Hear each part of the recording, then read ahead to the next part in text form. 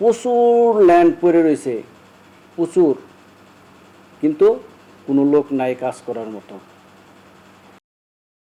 এখান থেকে আপনি যে কোনো দেশে এক্সপোর্ট করতে পারবেন, যেমন গার্মেন্টস আছে, আপনার যে কৃষি আছে, কৃষি ক্ষেত্রে এখানে প্রচুর ল্যান্ড আছে। আপনি শুধু গভর্নমেন্টের কাছ থেকে লিজ নেবেন, আর কিচ্ছু লাগবে না, আপনি শুধু লিজ নেবেন, আপনাকে সব দিবে, গভর্নমেন্ট দিয়ে দিবে আপনাকে সব, এবং ব্যাংক ফ্যাসিলিটিও দিবে আপনাকে।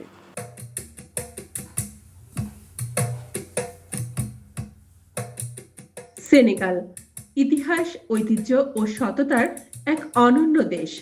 আফ্রিকার পশ্চিমে আটলান্টিক মহাসাগরের কোল ঘেঁষে দাঁড়িয়ে আছে এক অনন্য দেশ সেনেগাল। ইতিহাস, সংস্কৃতি, ধর্মীয় ঐতিহ্য, প্রাকৃতিক সৌন্দর্য এবং মানুষের সরলতা ও সৎ জীবনযাত্রার অপূর্ব সমন্বয় রয়েছে এই দেশে।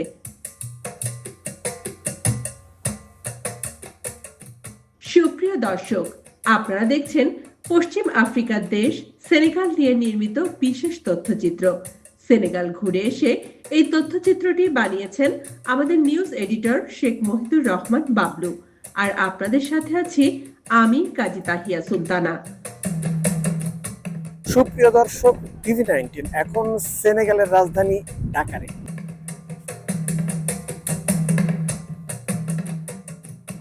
আজকের তথ্যচিত্রে আমরা জানব সেনেগালের জন্মকথা, স্বাধীনতার ইতিহাস, মানুষের জীবনযাত্রার মান, ধর্মীয় ঐতিহ্য এবং দেশটির নিরাপত্তার কথা, যা এই দেশকে করেছে অনন্য ও সম্মানিত।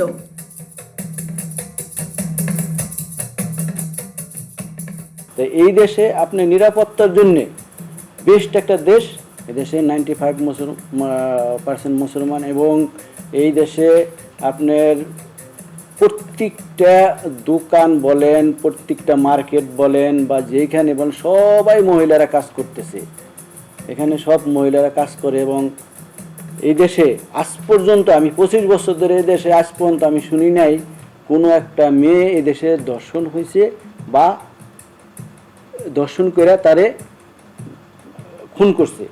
এদেশে প্রত্যেকটা মহিলা নামাজি, দেখবেন যারা দোকান করতেছে, যারা মানে মহিলারা, প্রত্যেকটা মহিলা তাদেরকে, তারা দোকান করতেছে, তার পাশে একটা জায়নামাজ রাখা আছে, আজান শুনছে, সাথে সাথে তারা ওইখান থেকে জায়নামাজটা বাইর করে নামাজে দাঁড়িয়ে গেছে।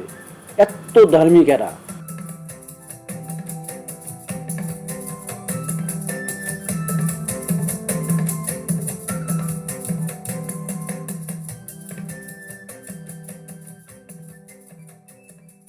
সেনেগালে মূলত দুটি ঋতু বিদ্যমান, শুষ্ক মৌসুম এবং বর্ষাকাল। দেশটিতে ভ্রমণের জন্য সবচেয়ে উপযুক্ত সময় হলো শুষ্ক মৌসুম, যা সাধারণত নভেম্বর থেকে মে মাস পর্যন্ত স্থায়ী হয়। এ সময় আবহাওয়া তুলনামূলকভাবে আরামদায়ক থাকে এবং পর্যটকদের জন্য বিভিন্ন দর্শনীয় স্থান ঘুরে দেখার সুযোগ সৃষ্টি হয়।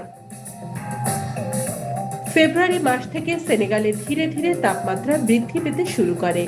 দেশটির গড় তাপমাত্রা 26 থেকে 30 ডিগ্রি সেলসিয়াসের মধ্যে অবস্থান করে, যা দেশটির উষ্ণ জলবায়ুর পরিচায়ক। এই দেশে টুরিস্ট সারা বছরই আসে। টুরিস্ট আসে কোত্থেকে? ইউরোপ, আমেরিকা, সুইজারল্যান্ড, আপনার মানে ইউরোপিয়ান যে আছে, আমেরিকান, এরাই বেশি আসে এখানে। আর এরা তো ওই ধরনের গরম সহ্য করতে পারে না। তাই এখানে যদি ওই ধরনের গরমই হইতো, তাহলে এরা আসতো কীভাবে? কেউ আসতো না। এখানে ওয়েদারটা মানে প্রায় সেম বাংলাদেশের মতোই। ওই মানে এখানে 3 মাস বৃষ্টি হয় এবং ঠান্ডাটা ওইভাবেই থাকে। আবার গরমটা মানে সবাই মনে করে এখানে যে আফ্রিকা অনেক গরম, না, সেনেগালটা ওই ধরনের গরম নাই। হয়তো কত আসে 30 বা 25 এর ভিতরেই থাকে।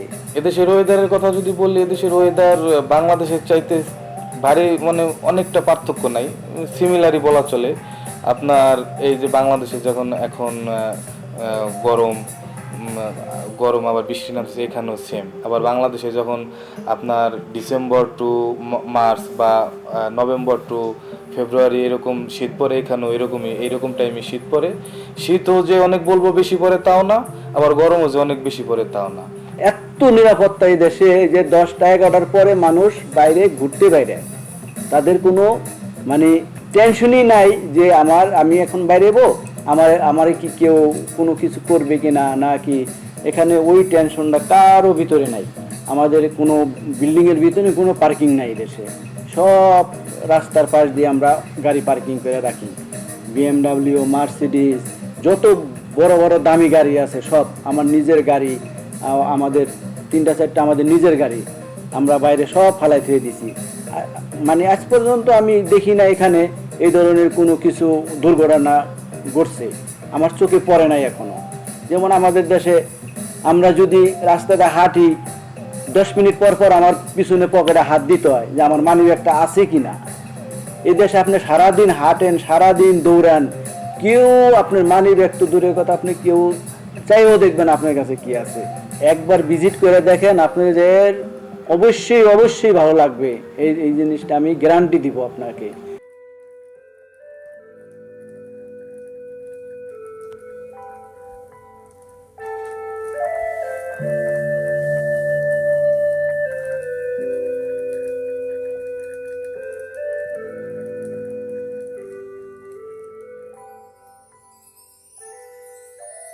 সেনেগাল প্রজাতন্ত্র একটি স্বাধীন রাষ্ট্র, রাজধানী ডাকার। দেশটির পশ্চিমে আটলান্টিক মহাসাগর, উত্তরে মৌরিতানিয়া, পূর্বে মালি এবং দক্ষিণে গিনি ও গিনিবাসীয় অবস্থিত।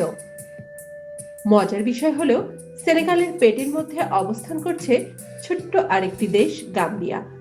একসময় যা সেনেগালের অংশ ছিল।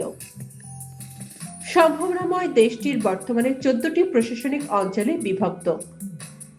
সরকারি ভাষা ফরাসি হলেও সেনেগালে প্রচলিত রয়েছে বহু স্থানীয় ভাষা। এর মধ্যে সবচেয়ে বেশি ব্যবহৃত হয় ওল্ড ভাষা। পশ্চিম আফ্রিকার উপকূলে অবস্থিত সেনেগাল একটি বৈচিত্র্যময় ও প্রাণবন্ত দেশ। প্রায় 1,96,712 বর্গ কিলোমিটার আয়তনের এই দেশটি বাংলাদেশের তুলনায় সামান্য বড়। 2025 সালের হিসাব অনুযায়ী সেনেগালের জনসংখ্যা প্রায় 1,89,00,000। দেশটির অর্থনীতি মূলত কৃষি, মৎস্য, খনিজ সম্পদ এবং ট্যুরিজম খাতের উপর নির্ভরশীল। এখানকার মানুষের গড় বার্ষিক আয় প্রায় 2500 থেকে 3500 মার্কিন ডলারের মধ্যে। সেনেগালের মুদ্রার নাম পশ্চিম আফ্রিকান CFA ফ্রাঙ্ক। বাংলাদেশি 100 টাকার বিনিময়ে আনুমানিক 460 CFA ফ্রাঙ্ক পাওয়া যায় এখানে, যদিও বিনিময় হার সময়ের সঙ্গে পরিবর্তিত হতে পারে।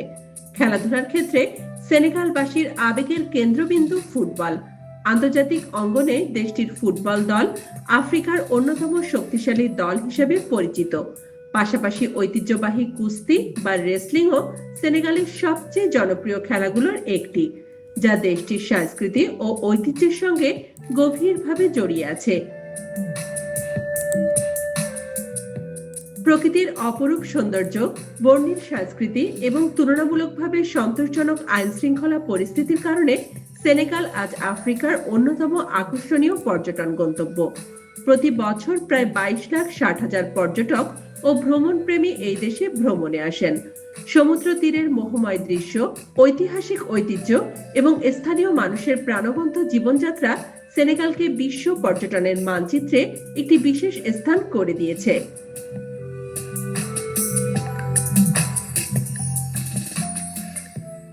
এখানে নিরাপত্তা অনেক ভালো এবং এখানে গভর্নমেন্ট মানে বাইরে যারা ইনভেস্ট করে তাদেরকে অনেক গুরুত্ব দেয়।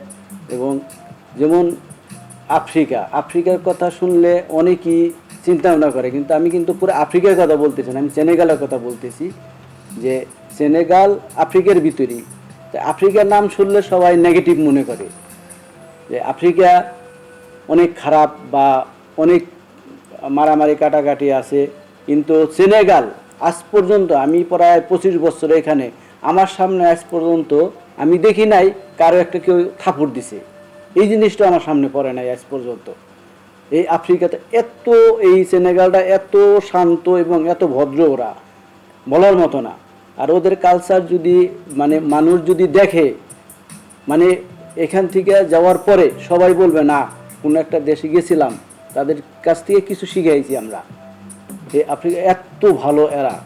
এখানে যদি মানে নিরাপত্তা জিনিসটা এত এত ফ্রেন্ডলি তা বলার মতো না। আপনি একটা যদি এক্সাম্পল, আপনি রাস্তায় আজকে যদি কোনো একটা বিপদে পড়েন, এই দেশের পুলিশ আপনাকে ঘরে নিয়ে দিয়ে আসবে, এদেশের পুলিশ আপনাকে নিরাপত্তা দিয়ে ঘরে দিয়ে আসবে, আপনাকে এত সম্মান করে ওরা, বিদেশি গো।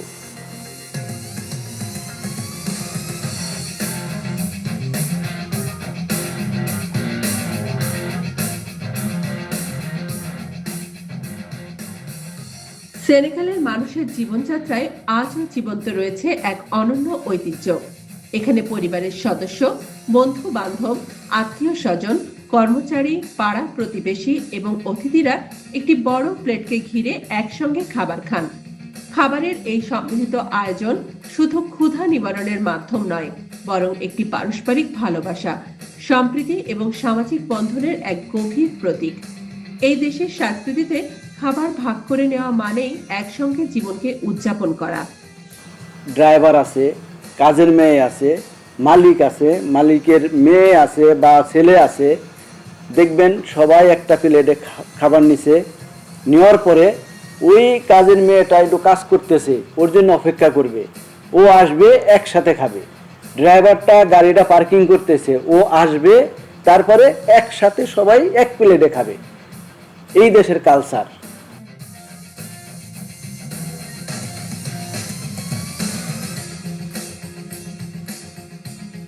সেনেগালের জনগণ অত্যন্ত ধর্মপ্রাণ। ধর্মীয় মূল্যবোধ তাদের দৈনন্দিন জীবনের সঙ্গে গভীরভাবে জড়িয়ে আছে। মুসলিম সংখ্যাগরিষ্ঠ এই দেশে ধর্মীয় উৎসবগুলো অত্যন্ত উৎসাহ উদ্দীপনার সঙ্গে পালিত হয়, বিশেষ করে ঈদুল আজহা, যা স্থানীয়ভাবে তাবাস্কি নামে পরিচিত। তাবাস্কি সেনেগালের সবচেয়ে বড় ধর্মীয় উৎসব হিসেবে বিবেচিত হয়। অনেক ক্ষেত্রেই এই উৎসবের আয়োজন ও উদযাপন ঈদুল ফিতরের চেয়েও বেশি জাঁকজমকপূর্ণ হয়ে ওঠে। পরিবার পরিজনের মিলন, কোরবানি, দান খয়রাত এবং সামাজিক সম্প্রীতির মধ্য দিয়ে সেনেগাল জুড়ে ছড়িয়ে পড়ে উৎসবের আনন্দ। আমাদের দেশে যেমন গরুর হাট বসে, গরু নিয়ে সবাই, এদেশে কোনো গরু কোরবানি দেয় না ওরা। ওদের এদেশে একটা গরুও কেউ কোরবানি দেবে না, সব এদেশে ভেড়ার মতোই এটা আর কি, এটা শিব বলে দেশে, ওরা শিব বলে, এই শিবটাই ওরা কোরবানি দেয়। এবং প্রত্যেকটা রাস্তার পাশে দেখবেন হাট বসছে, প্রত্যেকটা রাস্তার পাশে হাট, এবং এই হাটটা শুধু এই কোরবানির 15 দিন আগে থেকে হয়, তারপরেই শেষ। এটা বেশি দিন থাকে না হাটটা। তবে এখানে আমাদের দেশের মতো ওই ইজারা দিয়া, তারপরে আপনার ওই নেতারে চান্দা দিয়া হাট বসাইতে হইবে, বা ওটা আর একটা ওই যে হাসিল কাটতে হবে, এইগুলো এই দেশে চিনি না। চান্দা কারে কয়? চান্দা বলতে যে একটা জিনিস আছে আমাদের দেশে, এই জিনিসটা এই দেশের নামও জানে না যে চান্দা কারে কয়। রোজার ঈদের চেয়ে কোরবানি ঈদে এরা বেশি আনন্দ করে। আমাদের দেশে যেমন আমরা রোজার ঈদে বেশি আনন্দ করি, কাপড় চোপড় কিনি, এই দেশে এরা কোরবানির ঈদে কাপড় চোপড়, মার্কেট, যত কিছু আছে এরা সব কিছু কোরবানির ঈদে করে, অনেক আনন্দ করে। এবং এই কোরবানি ঈদের পরে 15 দিন তো কেউ কাজে আসবে না।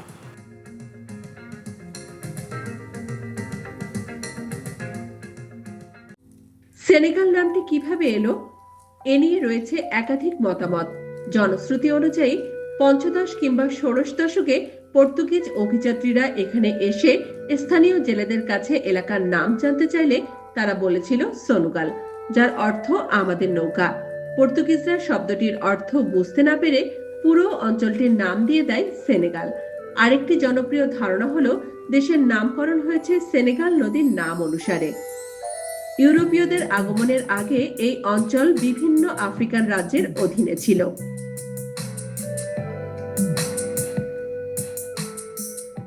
দীর্ঘ ফরাসি উপনিবেশিক শাসনের পর অবশেষে 1960 সালের 4 এপ্রিল সেনেগাল স্বাধীনতা লাভ করে। এদের প্রায় 95% মুসলমান, 4% খ্রিস্টান এবং বাকিরা অন্যান্য ধর্মাবলম্বী। সবচেয়ে বড় জনগোষ্ঠী হলো ওল্ফ সম্প্রদায়। সরল জীবনযাপন, পারিবারিক বন্ধন এবং ধর্মীয় মূল্যবোধ সেনেগালের সমাজকে করেছে বিশেষভাবে শক্তিশালী।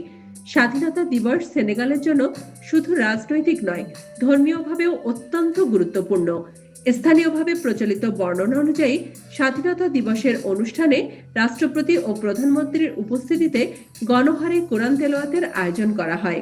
শত শত হাফেজ ও কারি নির্দিষ্ট পৃষ্ঠা তেলাওয়াত করেন, যার মাধ্যমে অল্প সময়ের মধ্যে সম্পূর্ণ কোরআন খতম সম্পন্ন হয়। এই অনুষ্ঠানকে অনেকে সেনেগালের অনন্য ধর্মীয় ঐতিহ্য হিসেবে বিবেচনা করেন। আটলান্টিক মহাসাগরের তীরবর্তী হওয়ায় মাছ ধরা সেনেগালের মানুষের অন্যতম প্রধান পেশা। এদেশের অধিকাংশ মানুষ গ্রামে বসবাস করে। প্রতিদিন হাজার হাজার জেলে সমুদ্রে যান জীবিকার সন্ধানে। ধরা পড়া মাছ শুধু স্থানীয় বাজারেই নয়, বিশ্বের বিভিন্ন দেশেও রপ্তানি করা হয়।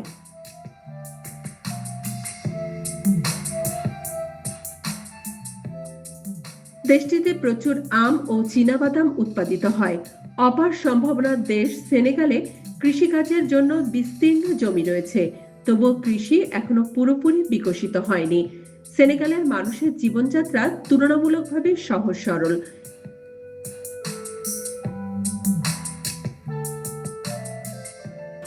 এরা এখনো মানে সকালে কি খাবে সে চিন্তা করে না, তারা রাত্রে যেটা খাইছে ওইটাই তাদের, ওই কালকের কি চিন্তা সেটা নাই। আর এরা যেভাবে এদেরকে মানে বলা যায় ওরা ওইভাবেই করে, এরা অন্য কিছু করতে রাজি না। প্রচুর ল্যান্ড পড়ে রয়েছে, প্রচুর, কিন্তু কোনো লোক নাই কাজ করার মতো। এখান থেকে আপনি যে কোনো দেশে এক্সপোর্ট করতে পারবেন, যেমন গার্মেন্টস আছে, আপনার যে কৃষি আছে, কৃষিক্ষেত্রে এখানে প্রচুর ল্যান্ড আছে। আপনি শুধু গভর্নমেন্টের কাছ থেকে লিস্ট নেবেন, আর কিচ্ছু লাগবে না, আপনি শুধু লিস্ট নেবেন, আপনাকে সব দিবে, গভর্নমেন্ট দিয়ে দিবে আপনাকে সব, এবং ব্যাংক ফ্যাসিলিটিও দিবে আপনাকে। সেনেগালের রাজধানী ঢাকা শহর আধুনিকতা ও ঐতিহ্যের এক অনন্য মেলবন্ধন। সেনেগাল এমন একটি রাষ্ট্র যা স্বাধীনতার পর আফ্রিকা থেকে সর্বপ্রথম বাংলাদেশকে স্বীকৃতি প্রদান করেছিল। মাছ ধরা জেলে, প্রার্থনায় মগ্ন মানুষ, ঐতিহাসিক মসজিদ আর সমুদ্রের অনন্ত ঢেউ সব মিলিয়ে সেনেগাল এক অনন্য পরিচয়ের দেশ।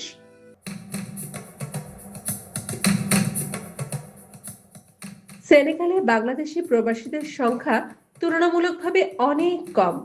তাদের মধ্যে মিজানুর রহমান মোস্তফা নামে একজন সফল ও প্রভাবশালী বাংলাদেশি ব্যবসায়ী আছেন। তিনি MR ট্রেডিং ইন্টারন্যাশনালের স্বত্বাধিকারী। প্রতিষ্ঠানটি মূলত শিপ ব্রেকিং স্ক্র্যাপ ব্যবসার সঙ্গে সম্পৃক্ত এবং স্থানীয় অর্থনীতিতে গুরুত্বপূর্ণ ভূমিকা পালন করছে। বর্তমানে MR ট্রেডিং ইন্টারন্যাশনালে 2 শতাধিক শ্রমিক কর্মরত রয়েছেন। কর্মসংস্থান সৃষ্টি এবং ব্যবসায়িক কার্যক্রমের মাধ্যমে প্রতিষ্ঠানটি সেনেগালে বাংলাদেশি উদ্যোক্তাদের সম্ভাবনা ও সাফল্যের এক উজ্জ্বল উদাহরণ হিসেবে বিবেচিত হচ্ছে।